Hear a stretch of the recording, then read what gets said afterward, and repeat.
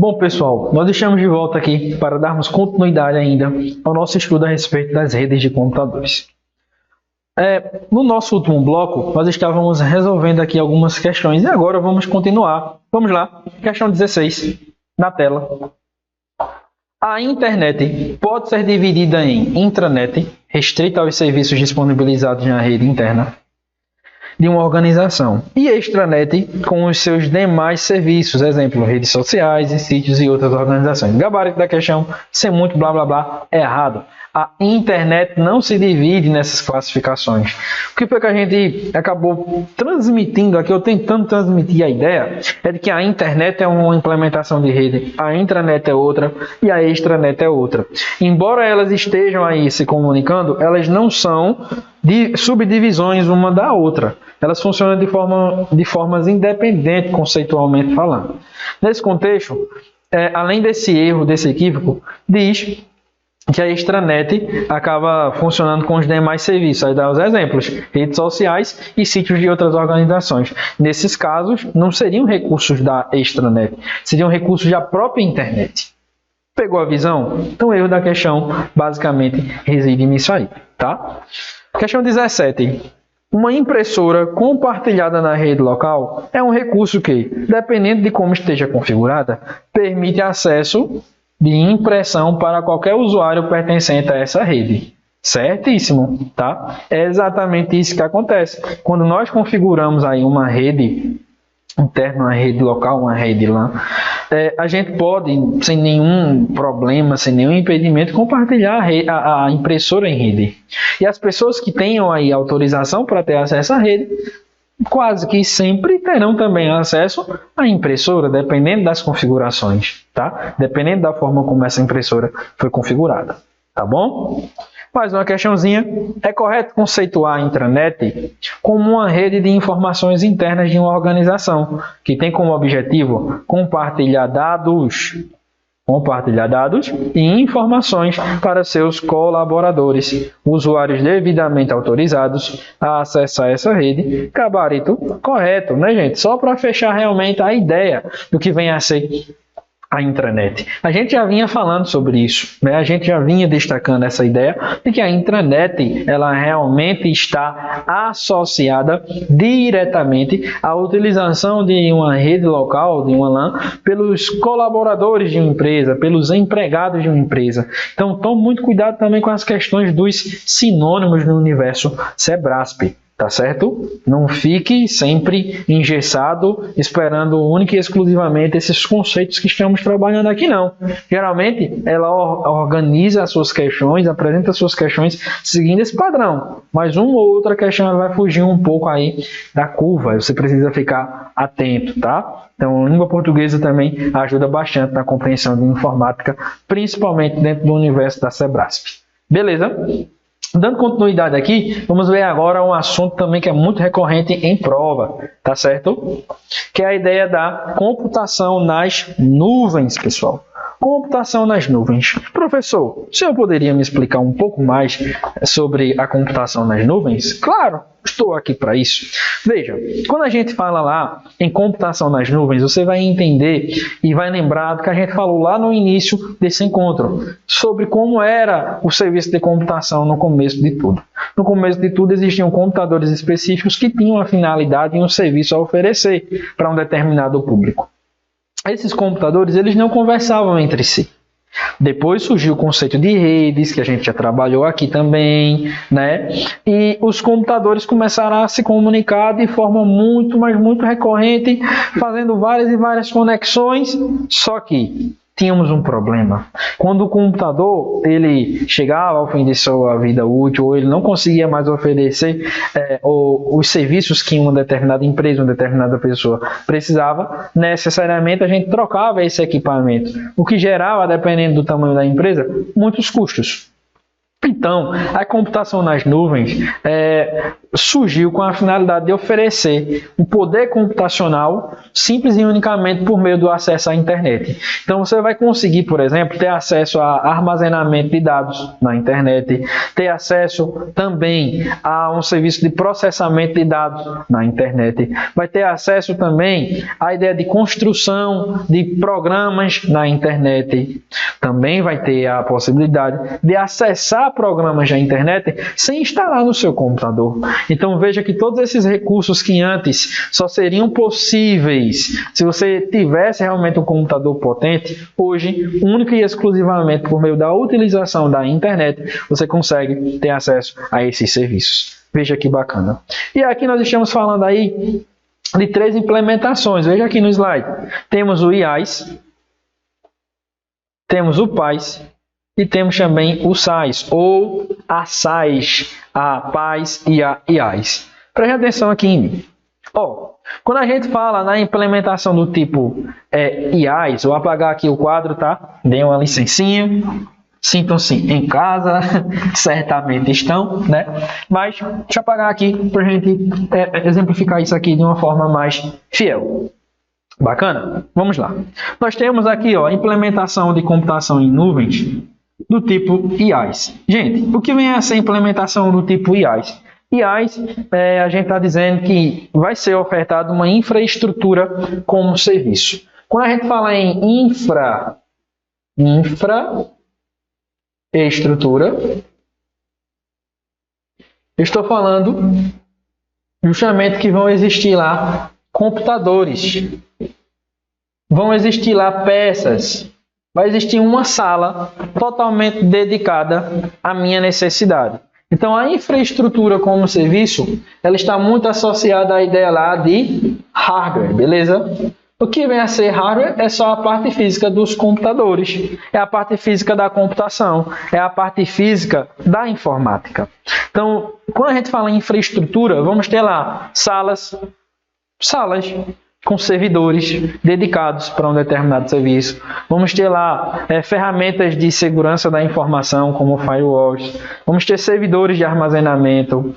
Vamos ter lá várias e várias ferramentas físicas que estão sendo oferecidas por meio da internet. Então, você vai acessar a internet e vai ter acesso lá a essas questões físicas, a esses equipamentos que estarão dedicados lá para você utilizar. Você, certamente, nesse contexto aqui, vai contratar esse serviço quando você também tiver lá a ideia de ser um provedor. Provedor é um provedor de algum serviço. Você precisa desses equipamentos. Aí, além disso, uma outra implementação que também é muito cobrada em prova é a ideia da PaaS. A PaaS é plataforma como serviço. Professor, plataforma como serviço nós vamos focar aqui na ideia do software mais o hardware. Não é só o software não, é software e hardware. E quem é que vai ficar mais associado a essa ideia de PaaS? Justamente a ideia do programador. Professor, PaaS. Isso, né? Programador. PaaS, né? Não é paz. O oposto de guerra, não, tá? É PaaS, a implementação, que é plataforma como serviço, o Izinho de infraestrutura, o Pzinho de plataforma. Você pode também colocar lá no seu resumo como programador para ter um melhor gerenciamento das informações e para revisar também, tá? Fica muito bacana. Além disso, nós temos o SaaS. O SaaS, ou a implementação SaaS, nada mais é do que o software como serviço. Software como serviço, professor? Isso. Você vai acessar lá um programa na internet. O senhor tem exemplos disso? Tenho. Só um instantinho, viu? E quem é que vai ter acesso a esse tipo de programa na internet? Justamente o usuário, as pessoas comuns. Pessoas/usuários. Então, nós, enquanto usuários, iremos ter acesso aí, tá certo? A esses recursos. enquanto usuários comuns, né? Coloquei a Inter, esqueci aqui do Net, me perdoem, deixa eu colocar aqui o Net, pronto, ficou um pouco feio, mas enfim, você faz bonitinho aí na sua casa, tá? Então nós temos aqui, ó, a IaaS, a PaaS e a SaaS. Show de bola! Eu coloquei aqui descrevendo basicamente como é que funciona no quadro, tudo bonitinho. Vamos voltar ao slide para a gente conversar um pouco mais sobre essa classificação, porque é muito importante e eu sei que vocês têm dificuldade. Por isso que eu estou disponibilizando aqui, juntamente com o CPEM, de forma bem pontual para facilitar o teu entendimento com a linguagem mais próxima da tua realidade. Vamos lá ao slide.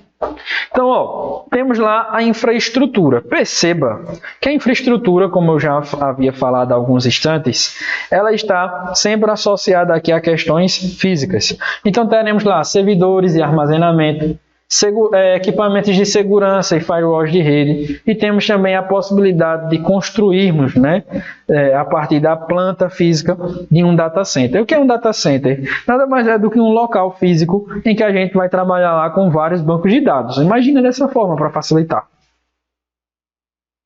Já nós temos a ideia também aqui no IaaS de que vamos trabalhar lá, né, com o básico, ou seja, com a parte física. Então, se eu precisar gerenciar esse IaaS, eu tenho que ter noção de que vou precisar construir em cima dessa parte física um software, os programas para funcionar. E é nesse contexto aqui, pessoal, que surge a implementação PaaS. Ó. A PaaS, né, a plataforma como serviço, ela engloba os recursos que estão aqui dentro da própria IaaS e possibilita o gerenciamento tanto da IaaS, né, que são os recursos físicos de hardware, como também vai englobar aqui nesse caso os recursos lá de software, tá certo? Então engloba os recursos de hardware, né, a parte física, como também engloba lá os recursos de software. O PaaS, ele é uma plataforma, né, é uma implementação que oferece uma plataforma. Quem são as pessoas que geralmente vão usar a implementação do tipo PaaS? Os programadores. Eles precisam de uma plataforma. Eles precisam de ter lá, ó, tanto a parte de hardware como a parte de software ao seu alcance. Só que nesse caso, o PaaS ele vai desenvolver aplicativos dentro da nuvem, né, na própria internet. Veja, não vou precisar mais desenvolver programas em meu computador. Eu vou desenvolver programas dentro da própria internet. Essa é a ideia da SaaS, da implementação do tipo SaaS, tá certo? Então, ó, eu posso, por exemplo, por meio da PaaS, desenvolver aplicações SaaS. Posso, professor? Posso. Por quê? O SaaS é um software com um serviço. Não é isso? Então, eu vou acessar a internet e vou ter acesso lá a um programa. Quais são os principais programas que a gente tem aqui como exemplo de SaaS? Nós temos lá, gente, ó, olha aqui para mim no quadro. Nós temos lá o Office 365. É um exemplo. É um exemplo de implementação do tipo SaaS. Temos também lá a ideia do Microsoft Office Online. Esse é gratuito, né? Esse é pago, é licença anual, por isso que é 365, tá? Mas é um serviço de computação nas nuvens e também é um serviço de computação nas nuvens. Temos também a ideia do Google Docs ou do Google Documentos, que também é um serviço de ou uma implementação de computação nas nuvens do tipo SaaS, porque vamos ter o software sendo usado dentro da própria internet, sem precisar instalar em lugar nenhum. Tá? Existem essas possibilidades. Ao que é que você precisa ficar muito atento? É que o examinador ele vai trocar SaaS por PaaS, vai trocar IaaS por PaaS, vai descrever SaaS e vai dizer que é PaaS, vai descrever PaaS e vai dizer que é SaaS, vai descrever IaaS e vai dizer que é PaaS. Muitíssimo cuidado, tá? Esse tipo de questão, quando ele vem, ele derruba muita gente. Se você prestar atenção, ó, você vai basar à frente de muitos candidatos, que é a nossa finalidade aqui, te preparar realmente com o que há de melhor para o universo dos concursos públicos. Então tu fica, ok? Atento, tá certo? Bora lá. Voltando aqui ao nosso slide, né? Vamos dar aqui outras explicaçõezinhas. Além do serviço de computação nas nuvens, ou dentro do computação nas nuvens, nós temos também um trabalho, ou a ideia do armazenamento na nuvem, tá? E o que é que vem a ser o armazenamento na nuvem? É a salvaguarda, né? O armazenamento é o backup de arquivos dentro da própria internet, né? Dentro do próprio hall de ferramentas, de serviços que a internet nos oferece hoje em dia. Então, os dados, quando a gente fala em armazenamento na nuvem, são sincronizados com todos os dispositivos, sem limitação geográfica. Então, veja, quando eu salvo os meus dados em nuvem, em uma plataforma de nuvem, eu posso acessar esses dados de qualquer lugar do mundo. Por quê? Quando a gente fala em nuvem, a unidade básica ou a base para que haja nuvem é justamente uma rede geograficamente distribuída, uma rede do tipo WAN. Tá? Então, quando nós temos uma rede do tipo WAN, nós temos também acesso aí ao conceito de computação nas nuvens, né? Não somente isso, nós temos o conceito de armazenamento em nuvem. Vamos sincronizar, desde que a gente tenha, claro, o aplicativo, acesso ao site especificamente para fazer esse processo de sincronização e ter acesso a essas informações, tá certo? Vamos lá. Dando continuidade. Temos aqui alguns tipos de nuvem para armazenamento. Temos a nuvem pública. Qual é o conceito de nuvem pública? É um tipo de nuvem que pode ser contratado e acessado por qualquer pessoa, sem muitos requisitos ou exigências. Geralmente, a empresa que contrata esse tipo de nuvem pública, ela vai pagar somente pela capacidade de armazenamento que ela utilizou. Isso é uma característica também das outras implementações, tá? Que é a ideia do pague pelo uso. Quando a gente fala em nuvem pública, a gente tem os principais exemplos aqui, ó, Google Drive, Microsoft OneDrive, que já vem dentro do Windows 10, Dropbox, Mega e outros serviços diversos aí, né, de serviço em nuvem, de armazenamento em nuvem, tá bom? Quando a gente fala na nuvem privada, a gente já vai falar aqui da nuvem privada como se já estivéssemos também associando à intranet. Tá certo? Então, nós vamos ter lá uma empresa que vai pegar todos os seus dados, os equipamentos que ela tem e vai colocar dentro da sua empresa para salvar os dados. Só que ela quer disponibilizar esses dados para os seus funcionários que estejam em qualquer lugar do mundo. Então, essa intranet ela vai ter obrigatoriamente uma conexão com a internet, vai pegar esses dados e vai disponibilizar na web. Só que quem é que vai ter acesso a esse tipo de informação, pessoal? Somente as pessoas que forem devidamente autorizadas. Geralmente, quem são essas pessoas devidamente autorizadas? Justamente os funcionários da empresa. Aí você precisa ficar atento aqui, que a nuvem privada ela vai servir única e exclusivamente a uma empresa em específico. Aí nós temos também a implementação híbrida, que é quando a gente une aqui, por exemplo, o conceito de nuvem pública com nuvem privada. Então, vou unir aqui a nuvem híbrida, vou ter a parte pública e a parte privada. Ou seja, eu vou ter uma parte da nuvem que eu contratei um serviço público e outra parte da nuvem privada. Privado para aquilo que é mais importante.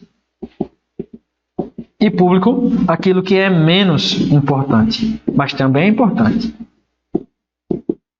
Então, perceba que nós temos aí basicamente essas três implementações, tá certo? Dando continuidade aqui ao nosso estudo, vamos lá resolver algumas questõezinhas. Questões maravilhosas para a gente ver, né, até onde o nosso entendimento poderia nos levar se a prova fosse agora, neste exato momento, tá bom? Então vamos lá, resolver aqui essas questões para a prova. Vamos dar exemplos para que vocês também fiquem aí atentos, né, ligados na ideia. Então vamos lá, questão 19. Questão 19. Vamos até a questão 23 aqui, dentro desse assunto. Questão 19. O Microsoft Office 365 é uma solução de computação nas nuvens do tipo plataforma como serviço ou PaaS. Gente, a questão está errada. Por quê? Olha, Há alguns instantes a gente acabou de destacar isso aqui com vocês. O correto não seria PaaS, seria SaaS. Porque esses aplicativos, Office 365, o Microsoft Office Online, o Google Docs, são softwares que a gente acessa única e exclusivamente, né, tendo como requisito a ideia da internet. Então, nesse caso, não teríamos a implementação do tipo PaaS, mas sim a implementação do tipo IaaS. E você precisa ficar ligadaço para não cair nessas pegadinhas, tá bom? Então, a plataforma aqui nesse caso seria a SaaS, né? Correta, seria SaaS, software sendo acessado lá dentro da internet. Então, se é software sendo acessado dentro da internet, só pode ser o quê? A SaaS, né? Como a gente explicou aqui, na base, tá vendo? SaaS, tá certo? Falou em software, falou em programa na internet, temos lá a implementação SaaS e não PaaS, como o examinador falou. Questão desse ano, 2021. Identifica-se software como serviço quando um provedor de serviços oferece acesso a um ambiente baseado em nuvem, no qual os usuários podem construir e disponibilizar aplicativos. Errado. Veja que ele mais uma vez apelou lá, trocou o conceito aqui, né, de PaaS e indicou como se fosse sendo SaaS. Nesse caso, quando a gente fala em construir aplicativos, em disponibilizar aplicativos, estamos falando lá da implementação para programador, que é justamente a implementação que chamamos de PaaS, que é plataforma como serviço. Então, o cara que vai desenvolver aplicativos, ele vai precisar, obviamente, de várias e várias ferramentas. Concordam comigo? Várias ferramentas para desenvolver realmente as aplicações que ele precisa de fato desenvolver. Vamos lá. Questão 21. O usuário pode acessar seus dados armazenados na nuvem, independentemente do sistema operacional e do hardware que esteja utilizando em seu computador pessoal. Certo, certo e certo. Veja, o que é que o examinador está dizendo nesse tipo de questão? Que independentemente do computador que tu esteja utilizando, do sistema operacional, da capacidade de armazenamento, da capacidade de processamento de dados, você vai poder acessar em nuvem, lá nos servidores do serviço que você contratou, os arquivos que você precisa acessar, os programas e qualquer outra implementação em nuvem. O que é uma verdade. Lembra do que eu falei sobre a principal vantagem do serviço de computação em nuvem? É a ideia de economia, é a ideia de você não precisar comprar um computador novo para ter acesso a mais recursos computacionais. Tá certo? Então a gente fica prestando atenção nesses detalhes. Vamos responder mais algumas questõezinhas aqui, ainda sobre o tema. Vou voltar para o slide para que vocês possam me acompanhar aí de casa. Questão 22 e a questão 23. Questão 22. Em Cloud Computing, né, computação nas nuvens, o Gmail e o Microsoft Office 365 são exemplos de plataformas como serviço. PaaS. Gente, é errado. Erradíssimo. Falou de software, ainda que eu não conheça o software.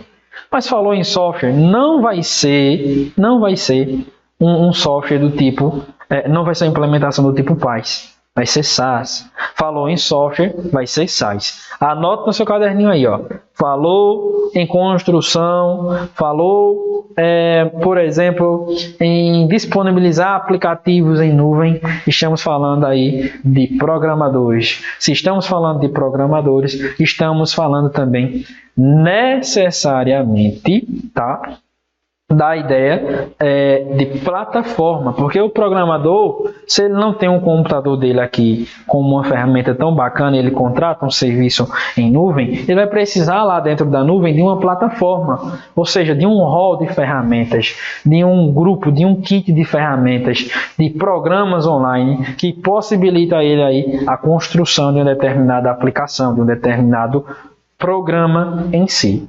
Então é nesse contexto que a gente precisa ficar aqui atento. Falou em programa, a implementação não vai ser PaaS, vai ser SAIS. Falou em programa acessado na internet. Nesse caso, o examinador não citou objetivamente isso, mas a gente sabe que o Gmail e o Microsoft Office são acessados por meio da internet, né? São serviços aí do tipo SAIS, certo? Então, a questão 23. Uma característica da computação em nuvem é o formato de acesso à rede, que é proporcionado especificamente entre equipamentos servidores, não sendo utilizados dispositivos clientes, como notebook e smartphones. Gente, a questão aqui é errada, até mesmo engraçada em alguns aspectos, tá? Até mesmo engraçado. Por quê?